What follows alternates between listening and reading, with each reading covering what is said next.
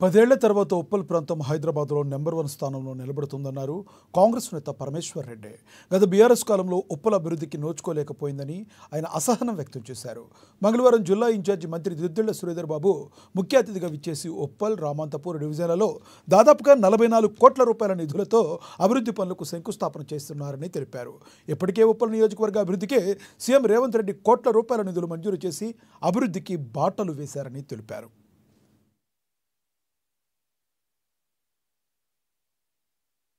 స్పందించడం జరిగింది.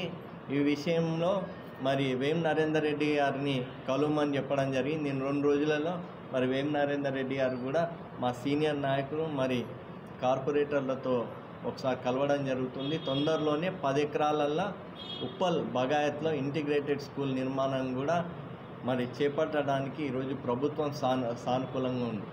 ఇదే కాకుండా మరి అభివృద్ధిలో ఈరోజు ఉప్పల్ నియోజకవర్గం మరి ముందుకు తీసుకెళ్తుంది.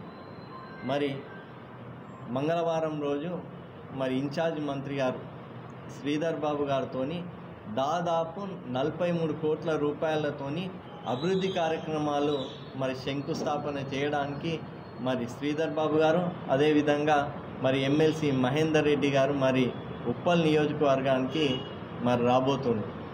ఎందుకంటే ఎంతో కాలంగా ఉప్పల్లో చాలామంది రైతులు మా ప్రాంతం అభివృద్ధి జరిగితే బాగుంటుందని ఆ రోజు స్వచ్ఛందంగా రైతులందరూ కూడా సానుకూలంగా స్పందించడం జరిగింది.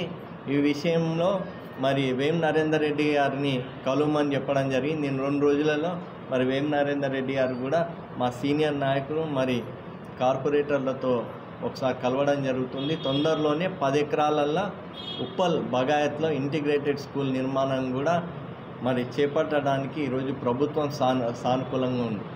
ఇదే కాకుండా